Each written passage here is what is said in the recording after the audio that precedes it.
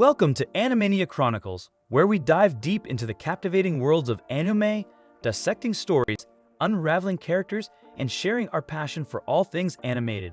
Greetings, anime enthusiasts! Welcome back to the third installment of our in-depth analysis of the beloved series, By the Grace of the Gods.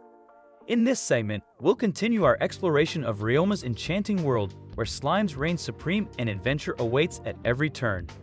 Join us as we unravel more of the mysteries, character developments, and plot twists that make this anime a standout in the fantasy genre. So grab your snacks, settle in, and let's dive into another captivating chapter of By the Grace of the Gods. As we proceed, we see that Illyria wanted to catch the slime, and she used ice magic to stop it from running away.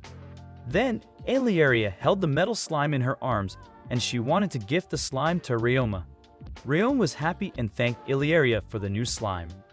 After that, he looked at his slimes and wanted to feed his metal slime. So Ryoma used his alchemy skills and turned the rust on the ground into high-quality metal. Everyone was amazed by Ryoma's alchemy skills and couldn't believe that he could create high-quality metal with the red sand. In the evening, Rinback introduced Ryoma to the merchant Serge Morgan. Serge was impressed with Ryoma's products and wanted to help him sell his goods. Then Ryoma asked if Serge could keep his identity a secret. The Jamal family explained the circumstances to Serge, that it could cause many problems if someone knew that the high-quality goods were created by a little boy. After that, Reinhardt said that Ryoma should get all the profits. Ryoma was surprised, and the Jamal family all agreed on the decision to give Ryoma all the profits. So Ryoma was happy and looked forward to future cooperation with Serge.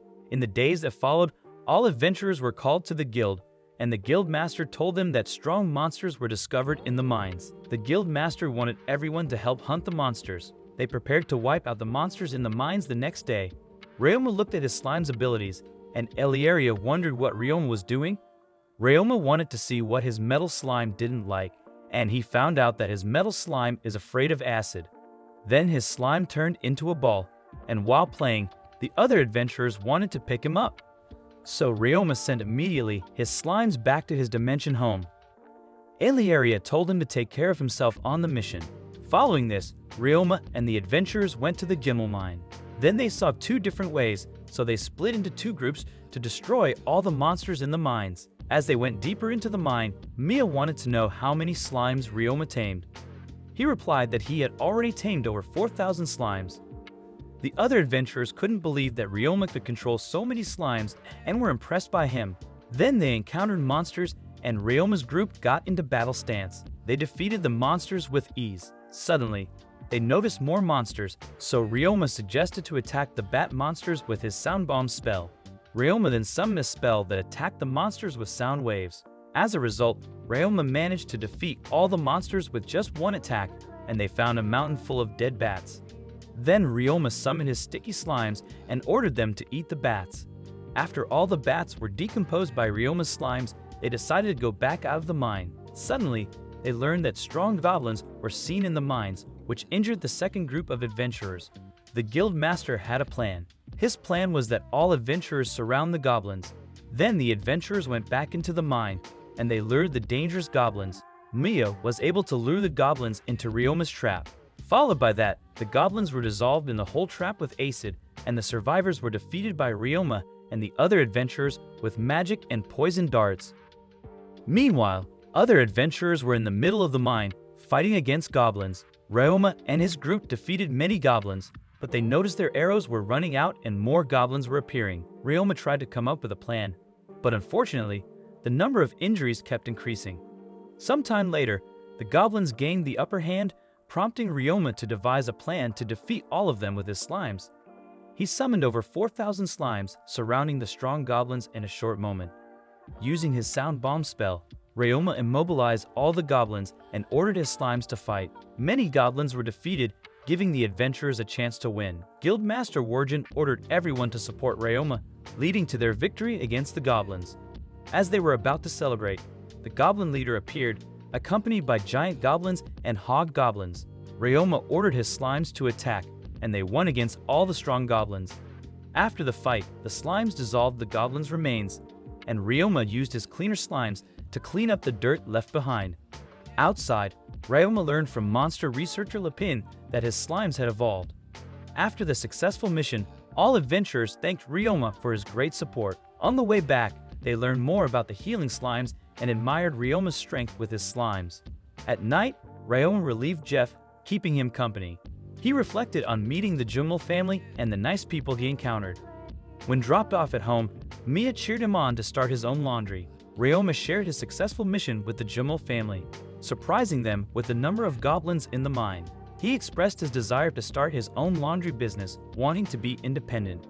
Eliaria was stunned by his decision, but understood his desire to grow up. The Jumel family agreed to support Ryoma's decision, making conditions for him to stay in touch with them regularly. Eliaria added a condition that they wouldn't see each other for 3 years due to her attending the Magic Academy, but Ryoma promised to spend a lot of time with her during vacations. As a result, Ryoma said that he would not forget her promise. After their conversation, Alice stated that until their family leaves town, Ryoma must continue to sleep at the Jumel family mansion, which Ryoma accepted. Followed by this, Ryoma asked how long the Jumel family would stay in the city of Gimel.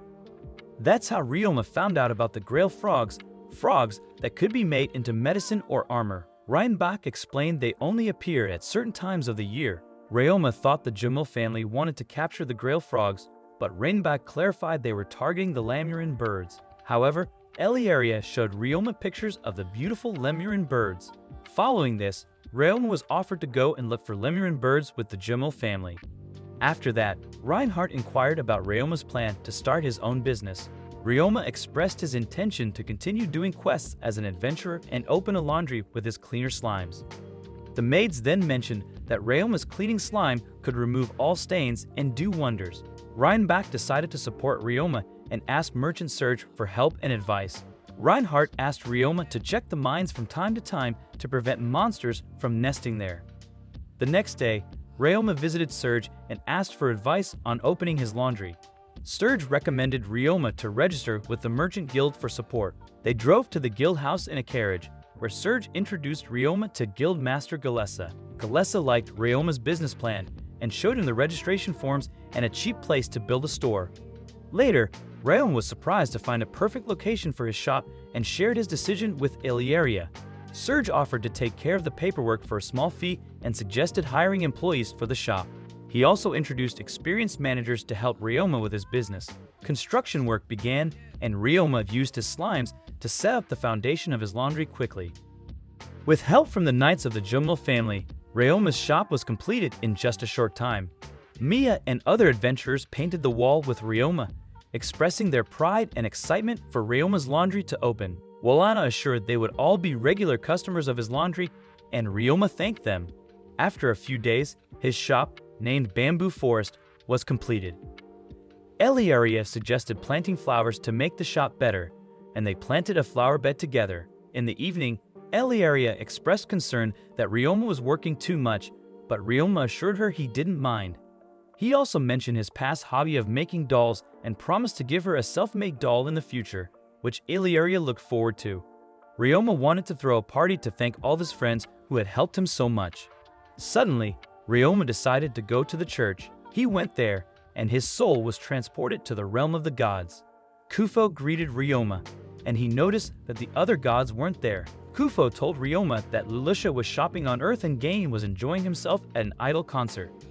Ryoma was surprised, and Kufo told him about his own hobbies. Ryoma learned that Kufo had many dangerous adventures on Earth because he loves to do Talk G things. Then, the time is already up, and Kufo told him that his mind adapts to his body and he becomes more childlike. As a result, Ryoma understood what Kufo wanted to tell him and thanked Kufo for his advice.